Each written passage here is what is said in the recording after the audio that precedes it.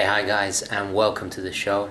And today I'm gonna pop to the park, have a quick runabout with the old boy, with Ernie boy, and it's a beautiful day. Have a look out the window.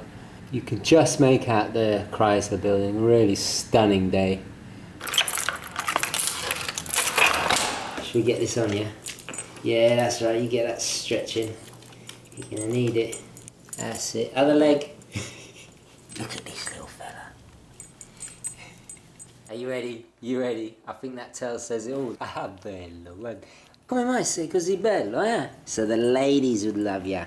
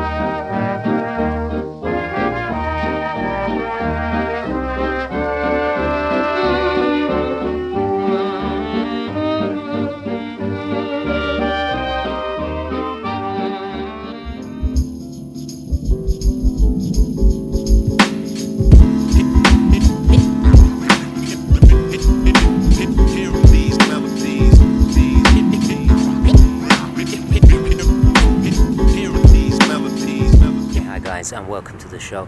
Today we're going to be doing another episode of Wristwatch Talk. A little bit later on we're going to look at two fantastic watch magazines that I was subscribed to by a viewer. So thank you very much to that person. You know who you are, and I'm incredibly grateful.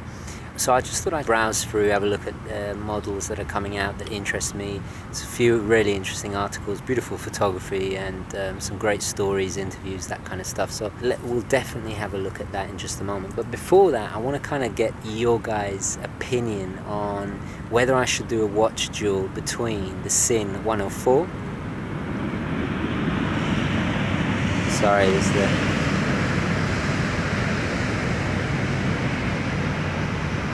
a really big NYPD boat. I don't know why they need a boat so big, but obviously it's very important to them. Yeah, anyway, what was I saying? Yeah, I was thinking about doing a duel between the Sinn 104 and the Squale 1521. Now, I know they're different genres. I know one's a diver, one's an aviation piece, but I just thought it would be fun, you know, just to see how they stack up against each other. So please vote in the comments below. Those of you who want to see the duel, just say so below. And if you don't, if you think it's unfair or not really something you'd like to see, or please leave a comment, and I'd really like to hear your reason or your opinion on that. Another thing is, of course, I'm wearing my sling bag. I want to say a big thank you to everybody who pledged money and supported the cause. They reached their goal in a few days. I mean, you know, they had 46 days, I think, on the Kickstarter campaign, but they did it in a few days, so that's fantastic. And you guys have really helped out, so thank you to everybody who has pledged support, has donated, and I really hope it goes well for those guys. It's a fantastic product. Of course, I'm being disturbed now by the NYPD again. Anyway guys, without further ado, let's have a look at these magazines. Okay, and welcome back guys, and here are the two magazines in question. We have Wristwatch Magazine, the past, present and future of fine timepieces. This is number 13, an American publication. And then we have About Time, Function and Fashion of the Wrist. Sorry, and this is issue number 10. Also, I believe this is based in the United States. First of all, we'll start with About Time, and on their cover is this rather ostentatious Montegrappa which of course is the famous pen writing instrument makers from Italy, Montegrappa. The right time for Italian design. Very, very droll. Anyway, so let's have a quick flick through. First thing we'll notice is a lovely big advert for Nomos. I must admit, it's quite a nice Nomos. A lot of you guys have recommended me this brand, and I will get there eventually, I'm sure of it. But actually, so there's their lead story is this about the Montegrappa. What else have they got? And the first watch that really grabs me, and this is another German watch. This is the German brand Jungs. I'm not quite sure how you pronounce that. I think it's Jungs. Anyway, but look at this, guys. Absolutely stunning.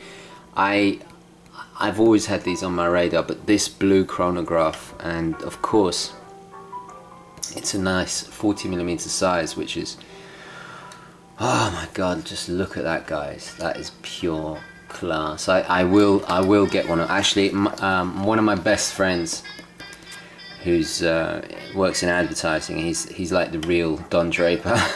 I mean, literally, he's like the British Don Draper. He has one of these. And he's a very cultured, sophisticated guy. I don't know if he's watching this, but anyway, if you are, a shout out to my friend there. You know who you are. I will probably get one as well, because I mean I saw his, and his is you know, it's just pure class. Anyway, and I've heard only good things about this brand. So let's flick through.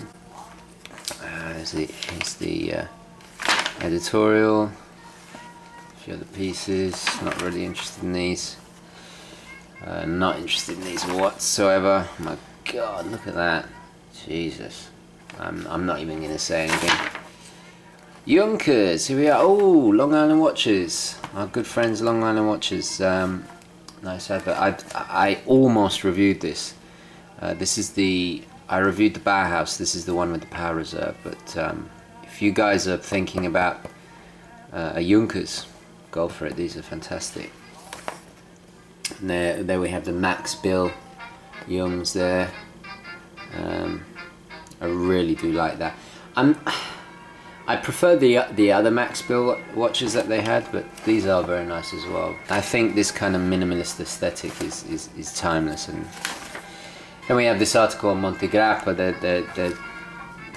I guess they are really trying their hand at watches, which is fine. Not my cup of tea. You see, I think that they're obviously trying to get kind of celebrity brand ambassadors.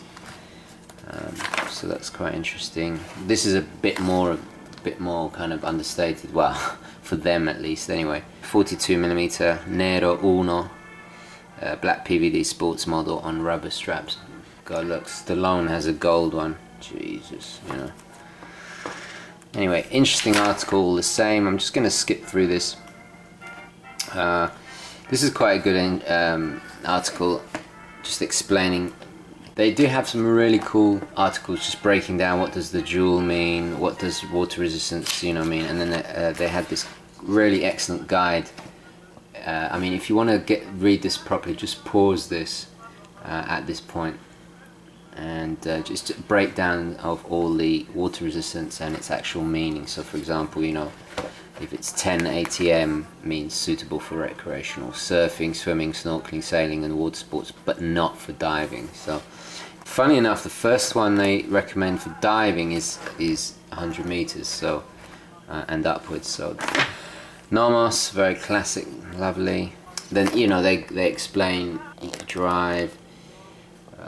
Really great article here, just explaining stuff. What is a tourbillon, you know, fantastic. They talk about spring drive, it's Seiko, absolutely fantastic. Then we have ladies dress watches. I'm going to skip this. A big article on Oakley. They have this ETA based Devosa, celebrating the 25th anniversary of timepieces from Versace. Look at it. Do you think I would ever ever have anything like it's too much. You know, you guys know my style. I like understated elegance. Yeah, if I was some kind of Roman emperor or a sultan in a harem, then this is probably one. But I'm not. So a little article here on Christopher Ward. Their newer pieces are quite interesting. I really like the new version of the C61, I think it is. Adverts, and then halfway through it turns over, so it's that on one side, and then on the other side it's this, so we'll have to start reading from the beginning again. I think this is actually the proper side. Oh, look at that big G shot. Look at that. Wow, that is a serious, look at that. That is a serious G shot. Quite a cool looking military piece from MTM there. Built for action, very cool. This is I think this is the Christopher Ward with the famous 5-day automatic with the huge power reserve. I must admit, it's a very nice classical clean design, 40mm as well, so it's not, you know, it's not too big. If this was 38, I think, you know, I'd probably review it, you know. I do like this kind of style. It's their own movement, so this is exciting stuff. Tourbillon's not really interested, not my style. These kind of fitness watches from Garmin. I actually tried one of these Garmins. I had the Phoenix 2, I think it was. It was a really interesting watch, but felt like a prototype. Really wasn't finished at all, but you could definitely see the future in these. I think when they get a bit smaller and a bit more refined, and the technology kind of, you know, is a bit more reliable, because the thing, it was terrible. Then I'll definitely go back and re-explore them. So let's just skip this. GPS stuff, blah blah blah blah blah. Braille. Got a tag. F Formula 1. That's not too bad actually. What else we got? Glycine. This comes up a lot. You guys always recommend Glycine. This is a reissue, I think, of the 1953 piece. I mean, you can tell looking at it. It's quite nice. A little bit too busy. I would have liked something a bit cleaner. 42mm, quite big. But GMT with the 2 time zones, that is pretty cool. I think this is the GMT version. Anyway, let's carry on. Oris. Now here we go. There's a watch. There we go. Look at that, beautiful hands, clean, crisp design. Everything Oris do so well. What is this? This is the Oris Big Crown Pro. Date, yeah, 41mm. Not too bad at all. Retail 1500 there. Very nice. It's called the Big Crown Pilot, but it's actually not that big. A famous red rotor. Very nice, very nice. The more pictures, really nice big. Oh wow! Look at the machining on the crown. You know, Oris really do have a fantastic finish and really well made pieces. Loom shot, really cool article. Love this olive military strap. Here we are, Christopher Ward. This is the new Trident. That's what I was saying, the Trident. I'm kind of have mixed feelings about it. I think they've kind of I'm not even going to get into it, but it's an interesting piece nonetheless. This is a cool article about this Breitling here that actually works with an app, which is pretty cool. I can see this happening a lot more in the future. It is a cool looking piece, isn't it? I don't like this. Why do they imagine without that would have been so much better? Why do they have to ruin it with that? Oh well, nice big digital display, really cool Ani-Digi piece there. Another watch that has an app. This is a Frederic Constant. Not familiar with them. I've heard good things. Alpina. These are all watches that have got an app, and you know, it's fairly obvious that it's you know, to do with these smartwatches that are coming in. It's alternative relationship to apps and smart technology. So it's quite interesting. Anyway, so that was About Time. Not a bad magazine, but personally, my favourite was this one, the Wristwatch magazine. So let's have a look. Quite an interesting piece on the front. This is a Laurent Ferrier. Let's have a look inside. First advert, Bell & Ross. Oh, nice, very simple black band there. Isn't she grand? Alpina. Very nice ball. That's the most understated ball I've ever seen. It's a bit like a date just. What else have we got? Oh, there she is. Look at that. Look. Is it focusing? Look at that. Just such a clean, crisp, tasteful, classic design. Look at that. What does it say? Launched at Baselworld 2015. The Meister Chronoscope.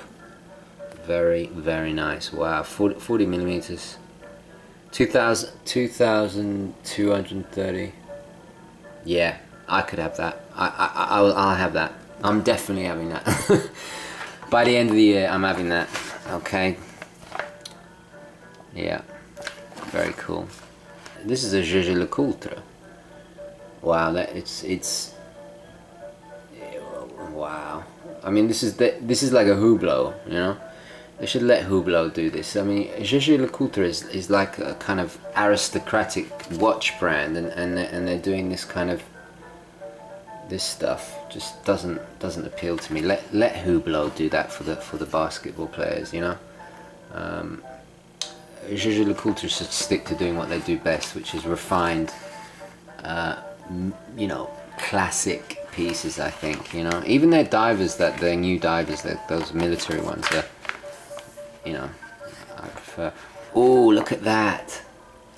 This is the Ulysse Nardin. This is all blacked out version. Oh my god, that looks so cool. Very cool indeed. I'm definitely Ulysse Nardin are definitely on my radar now. Bell & Ross, Franck Muller, definitely not. Maurice Lacroix, not interested. Sorry. Then they have an article on this fella here, Laurent Ferrier. Yeah, very nice, very tasteful. I like them. I do like them. Quite a, yeah. Okay, we'll skip that. If you want to read that, you can buy the magazine. Big ad for U-Bolt, not my star glycine. That is very nice. Look at that. That is very nice. It's kind of going into Calatrava territory there, and I love this little sub. Actually, it reminds me of that face. This dial reminds me very much of my grandfather's Charles Frodsham, kind of classic. These very thin Roman numerals, very kind of late 1800s kind of style, but in a modern, very cool. You know, reminds me of pocket watches. Do love it. Oh, here we are. It's taunting me. It's taunting me. Okay, I must ignore it. I must be strong. What else? Things about tourbillon, very interesting. Blah blah blah blah blah. All technical stuff. Guys, you know me. I'm not really into the tech. I can appreciate, you know, the mastery and craftsmanship, but you know, I'm at the end of the day, I'm more about the aesthetics. You know, I'm an art school kid. I'm an art, you know, I come from an art background. This crazy blanc pain with this tourbillon. It's very cool, but you know, I prefer the more traditional watches and the Breguet. This stuff it's all too delicate. It's all, you know, it's for old men, you know, that don't move around that much. You know, I'd be petrified of ruining one of these. Imagine if you had you know, something as complicated as this, and then it stopped working. You'd actually see it not working. That would just. So what else have we got? Let's skip all this tourbillon stuff. My god, Hublot, look at this monstrosity. I mean, that really does look like Darth Vader's codpiece, doesn't it? Yeah. Gyro tourbillon. Yeah, fair enough. You know, let's skip all this. It's just let's look at something a little bit more realistic. You know, Alpina's not too bad. Oh, this is the Basel Trends. So they got, you know, very nice Patek. This is what it's all about. Classic stuff. Look at this. Look at that. Omega 57. I tried one of these on. I came this close to buying one last year. I'm kind of glad I didn't, because actually I've got another Speedmaster on the way that I think is even better. Anyway, quite a nice hue there. Glashütte, very nice. These are a lot much better. Oh, look at that. Young's Meister Classic. My God, that is gorgeous. Look at that. It's a bit like the Hamilton Intramatic. Very nice. Gerard Perregaux. Very nice. These are classy pieces. Minimal, classic design. None of this showing off vulgarity. You know, this is this kind of old money style. You know, very nice Zenith there. Look at that. It's just very classic. Lovely. Absolutely gorgeous. Yeah, I mean another Meister Classic, very nice. The Grey Side of the Moon, I saw this as well. This has actually surprised me. I thought I'd hate it, but I ended up liking it. This is proof that you need to see some of these pieces in person. There we go, the Chronoscope. My God, look at the sunken subdials. Absolutely gorgeous. That is a classy watch. Have you seen anything as classy as that? Yeah, very nice blank panel there. Very nice Oris. Four-handed Oris there. This is the date. No, got a date there. Pointer moon function here. Interesting. Ooh, look at that oyster. Look at that. You know, this is pushing it. This is almost Nouveau Riche kind of. But, you know, it's still quite understated. I mean, as long as it doesn't have diamonds or anything like that. Very nice Oris there. Look at that sunburst star. I've actually seen this. This is the Thelonious Monk. Very nice. Globe Master. You know, they're all going kind of... Oh, look at that black pair. They're all going very kind of classic, smaller sizes. Very nice Patek Philippe. I could see myself maybe with one of these. You know, I could see myself with one of these, you know, sitting on the back of my yacht when I'm in my 50s, 60s and off the coast of Monte Carlo. Yeah, that's when I'll have that. Another Ulysses. Not. This is a bit too much for me. Sorry. Nice article on this very cool IWC. Another brand that I have yet to delve into, but I will eventually. Hamilton. Another aviation piece from Hamilton. They do great pieces, I must admit. Let's go Bell and Ross. Let's just skip this. I think the only person that can wear that is probably Arnold Schwarzenegger, and that's about it. Bremont. Yeah. Oh, this is the article on the X33. This is a very cool article. My friend Dave at Luxury Lifestyle channel just reviewed one of these. It was he does fantastic reviews. My only thing is that it's a shame that he didn't go into the functions. I would have really liked to see how they set up, you know, menus and with the digital display and how you know, how it stores data, how exactly it functions. You know, I would have liked to seen that. Really cool Zenith there, El Primero. It's quite complicated looking for a Zenith. They usually do a bit kind of cleaner designs. It's not bad though. It's not bad. Very classic Patek Philippe. Look at that. Look at the decoration and then movement. Beautiful, stunning. It's almost over decorated, you know. Very nice. I'm sure eventually I'd get a Patek, but you know, I like kind of understated, but they do some very understated pieces, you know, like the Calatrava line, but unfortunately the image of that particular watch has been ruined by you know who, but doesn't matter. You know, I'm much more partial to a Blancpain or something a little bit more. Anyway, there we go, guys. let's go back to the outro. I hope you enjoyed that quick little flick through these two magazines. Really fantastic magazines. Of the two, I find the wristwatch magazine the better. Anyway, let's take it back to the outro.